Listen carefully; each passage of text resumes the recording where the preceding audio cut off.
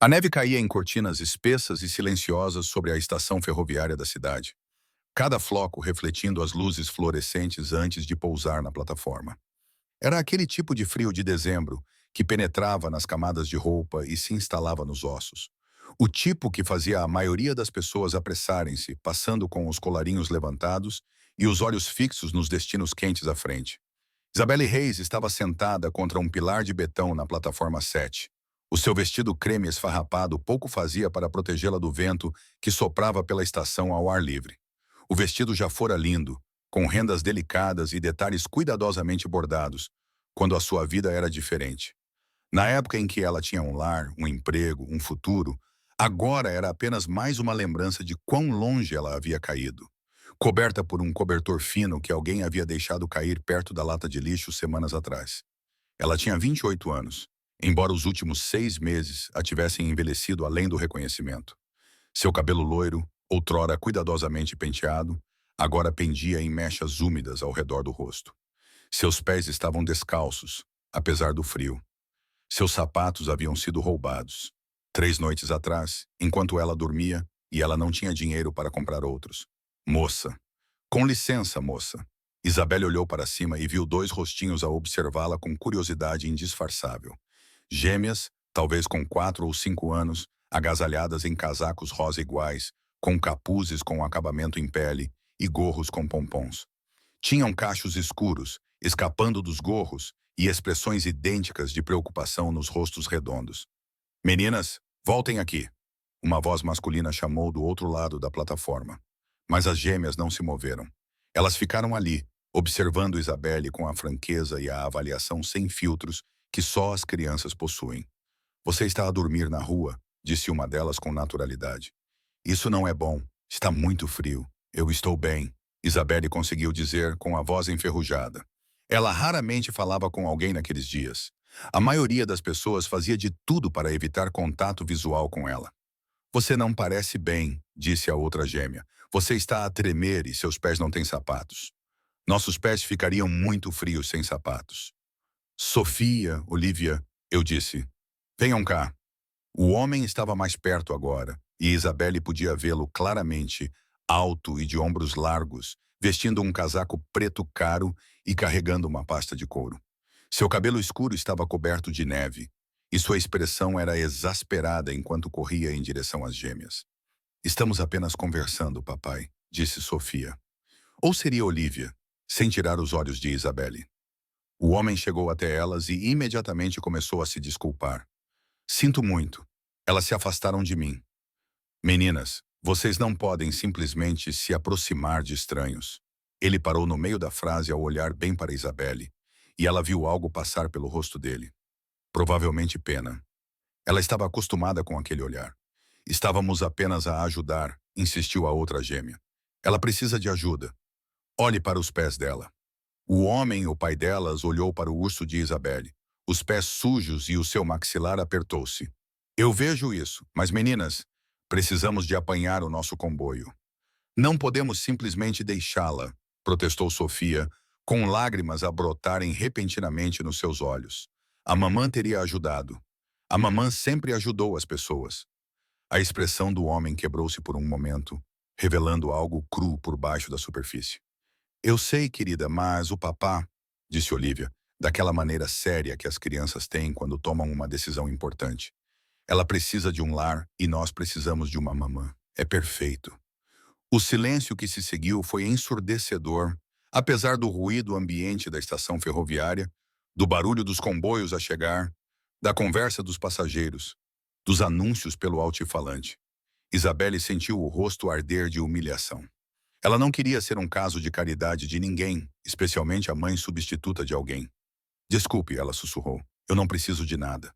Por favor, vá embora. Mas o homem estava a olhar para as filhas com uma expressão que Isabelle não conseguia decifrar.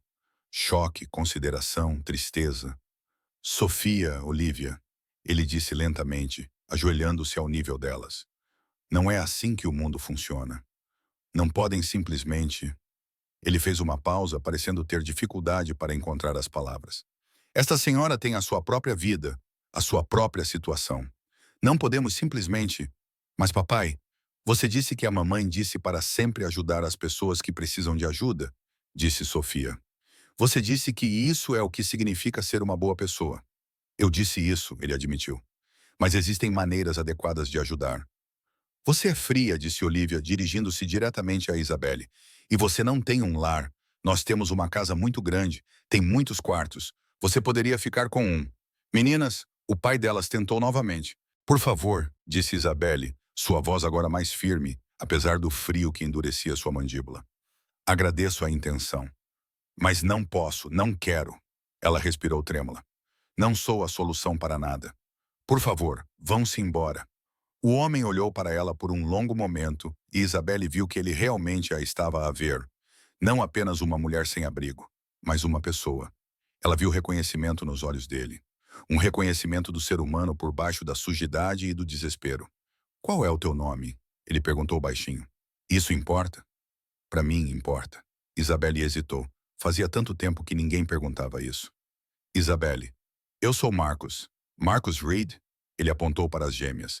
Estas são as minhas filhas, Sofia e Olivia. E elas têm razão sobre uma coisa. Está muito frio para alguém ficar aqui assim. Quando foi a última vez que comeu? Não preciso da sua piedade, disse Isabelle, mas a sua voz não tinha convicção. A verdade era que ela não se lembrava da sua última refeição de verdade. Um sanduíche meio comido que encontrou num caixote do lixo ontem. Alguns biscoitos que alguém lhe deu 2 dias antes disso.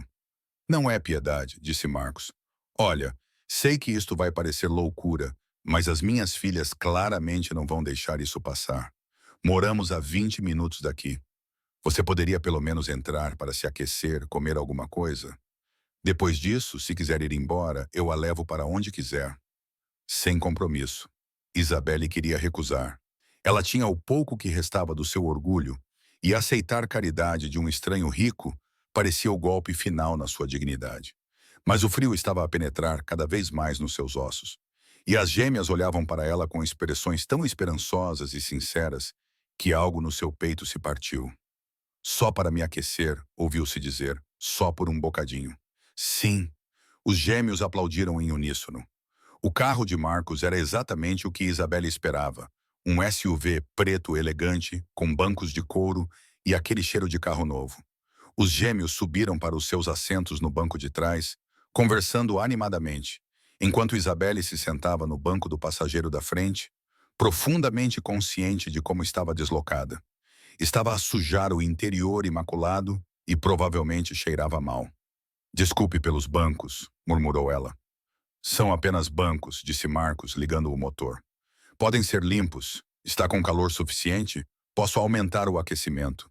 Ele já tinha o aquecimento no máximo, e Isabelle podia sentir as sensações a regressarem lentamente às suas extremidades, trazendo consigo uma formigueira dolorosa.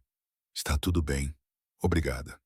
Eles dirigiram em silêncio por um tempo, quebrado apenas pelas gêmeas, que conversavam no banco de trás sobre suas comidas favoritas e se Isabelle gostava de chocolate quente e se ela já tinha visto o quarto que seria dela.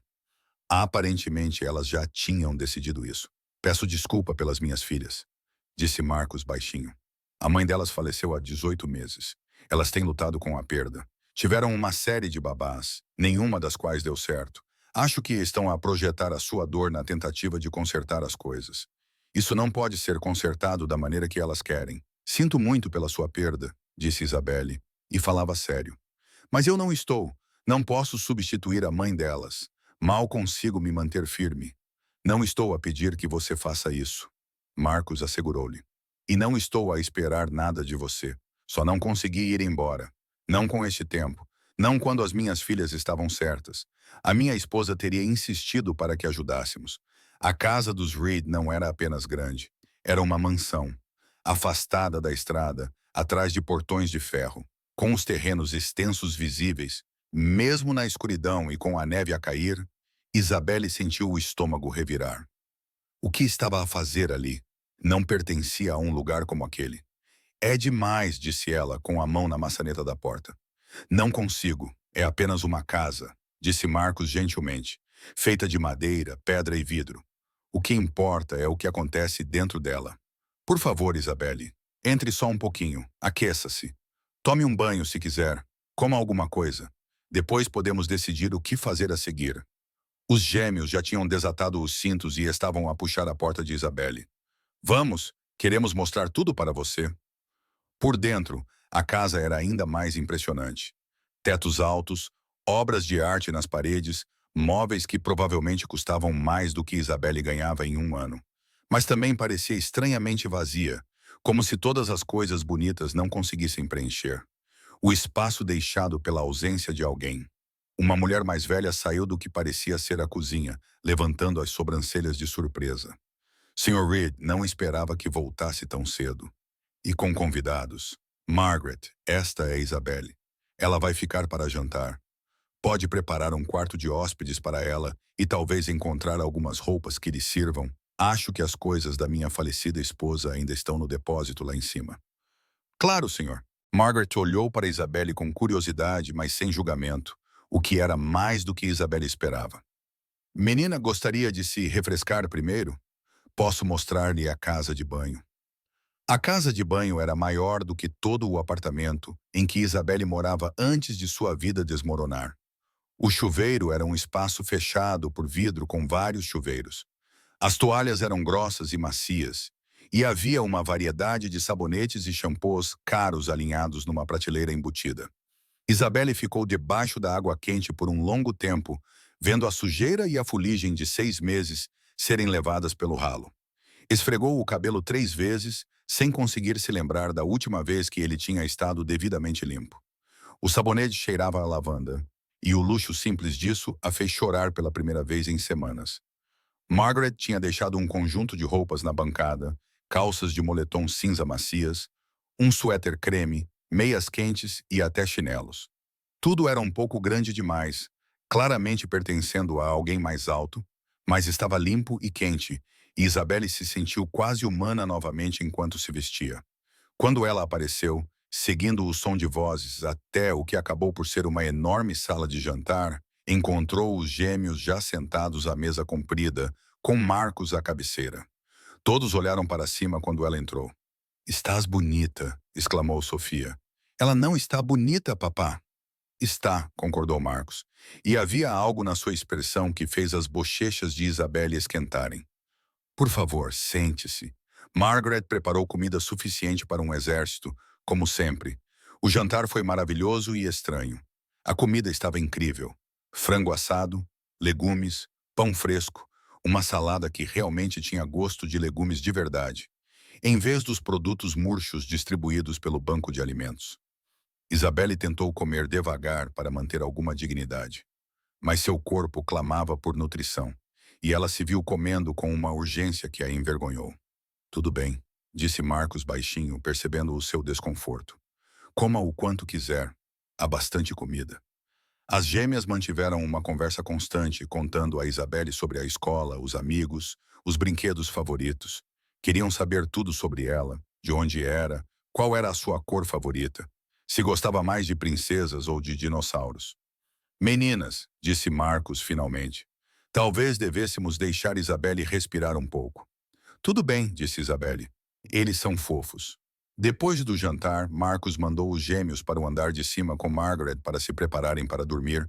Depois fez um gesto para Isabelle segui-lo até o que acabou por ser um escritório.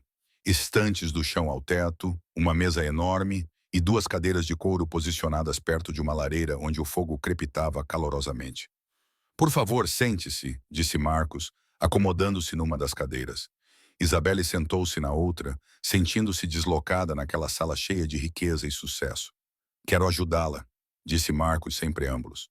"Mas primeiro preciso de entender a sua situação. Se sentir à vontade para partilhar, o que aconteceu? Como é que acabou na rua?" Isabelle hesitou. Não contava a sua história a ninguém há meses. Mas algo no olhar direto e sem julgamentos de Marcos a fez querer tentar. "Eu era professora de arte", começou ela, com voz suave, "numa escola particular. Adorava o meu trabalho. Tinha um apartamento, um noivo, uma vida normal. Então o meu noivo, Derek, envolveu-se com pessoas más. Jogo, drogas. Ele acumulou dívidas em nome de ambos, destruiu o meu crédito. Depois esvaziou a nossa conta conjunta e desapareceu. Ela fez uma pausa, as memórias ainda dolorosas, apesar dos meses que se passaram. Tentei manter as coisas sob controle, mas os cobradores de dívidas vieram atrás de mim. Perdi o meu apartamento, não conseguia pagar o aluguer em nenhum outro lugar com o meu crédito arruinado. A escola me dispensou, dizendo que não podiam ter alguém com ligações criminosas a ensinar os seus alunos, mesmo que eu não tivesse feito nada de errado. Isso não é legal, disse Marcos, franzindo a testa. Legal ou não, eu estava sem dinheiro para lutar contra isso. Fiquei com amigos por um tempo, mas percebi que estava a abusar da hospitalidade deles, então fui embora. Tentei os abrigos, mas eles ficam lotados rapidamente, especialmente com o tempo frio. Estou nas ruas há 6 meses, a me candidatar a empregos. Mas é difícil quando não se tem um endereço, roupas limpas ou um lugar para tomar banho regularmente. É um ciclo do qual não se consegue sair. E a sua família? Isabelle sorriu amargamente. Os meus pais renegaram-me há anos, quando decidi ser artista em vez de advogada, como eles queriam. Não falo com eles há uma década. Não tenho irmãos nem outros parentes que se importem. Marcos ficou em silêncio por um longo momento, observando-a. Ok, disse ele finalmente. Eis o que estou a pensar. As minhas filhas estão certas. Elas precisam de estabilidade e tu precisas de um lar. E se pudéssemos ajudar-nos mutuamente? Isabelle ficou imediatamente na defensiva. Não vou ser namorada de ninguém. Não é isso que estou a sugerir, disse Marcos rapidamente. Estou a pensar nisto de forma prática. As meninas já tiveram 5 babás em 18 meses. Nenhuma delas deu certo porque as meninas estavam a se comportar mal, a sofrer, a testar limites, mas elas se conectaram com você imediatamente. E você é claramente educada, responsável quando não está a lidar com circunstâncias impossíveis. Então, você quer me contratar como babá? Quero lhe oferecer um emprego. Sim, mas mais do que isso, quero lhe oferecer uma chance de reconstruir a sua vida. Você moraria aqui na casa de hóspedes nos fundos. É pequena, mas totalmente mobiliada. Você seria responsável pelas meninas quando eu estiver no trabalho, o que é na maioria dos dias da semana. Em troca, teria um salário, benefícios e tempo para se reerguer, reconstruir o seu crédito, encontrar o seu equilíbrio, descobrir o que vem a seguir. Isabelle olhou para ele. Isso é loucura. Não me conhece. Eu poderia ser qualquer pessoa. Poderia ser, concordou Marcos. É por isso que eu verificaria o seu histórico. Verificaria as suas referências, as coisas normais. Mas a minha filha viu em ti, em cerca de 30 segundos, algo que 5 babás profissionais não conseguiram proporcionar em 18 meses. E eu vi uma mulher que foi espancada, derrubada pelas circunstâncias, mas que não perdeu a sua humanidade. Vale a pena arriscar. Por que farias isso realmente? Marcos olhou para o fogo com uma expressão distante. Porque a minha esposa morreu num acidente de carro, repentino e sem sentido, e isso me destruiu. Destruiu as meninas. Durante meses, eu mal funcionava. Dediquei-me ao trabalho e contratei pessoas para cuidar das meninas, porque não sabia como ser ambos os pais. Mas elas precisam de mais do que uma série de cuidadores pagos. Precisam de alguém que as veja, que se importe. E esta noite, olhaste para elas como se fossem importantes. Não como se fossem um trabalho ou um inconveniente, mas como se fossem pessoas que valem a pena cuidar. Mas eu sou um desastre. Tu és uma pessoa que passou por desastres. Isso é diferente.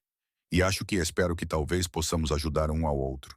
As meninas ajudam-te a lembrar que tu mereces bondade e uma segunda oportunidade. Tu ajudas-as a sentir-se vistas e valorizadas. Sei que é rápido e sei que é incomum, mas aprendi quando a minha esposa morreu que às vezes é preciso arriscar em soluções inesperadas. Isabelle queria dizer não. Queria proteger-se da inevitável decepção quando esse acordo desmoronasse ou quando Marcos percebesse o erro que tinha cometido. Mas ela também se lembrou dos rostos sinceros das gêmeas, da sua simples declaração de que ela precisava de um lar e elas precisavam de uma mãe. Não porque estivessem a tentar substituir a mãe delas, mas porque entendiam que, às vezes, as pessoas precisam umas das outras de maneiras que não se encaixam nas categorias convencionais. Tenho condições, disse ela lentamente. Diga-as, não vou fingir ser mãe deles.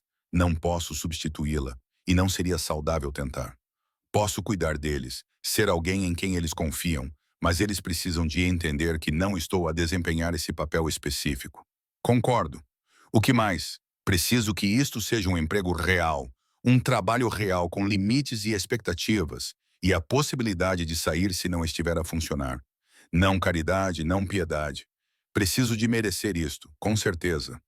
Vou redigir um contrato adequado. Um período experimental de 6 meses para começar, com pontos de avaliação ao longo do caminho. Justo. Isabelle respirou fundo. Está bem, vou tentar. O sorriso que se espalhou pelo rosto de Marcos foi o primeiro sorriso genuíno que ela viu nele. Obrigada. Acho que isto vai funcionar melhor do que qualquer um de nós espera. As primeiras semanas foram de adaptação. Isabelle mudou-se para a casa de hóspedes, uma pequena cabana atrás da casa principal com um quarto, casa de banho, pequena cozinha e sala de estar. Era o maior espaço que ela tinha para si mesma em anos. E passou a primeira noite maravilhada por ter uma porta que trancava, uma cama com lençóis limpos, uma casa de banho que era só dela. Conhecer Sofia e Olivia foi ao mesmo tempo encantador e comovente. Eram meninas inteligentes, engraçadas e criativas que carregavam a sua dor como um peso que eram demasiado novas para compreender.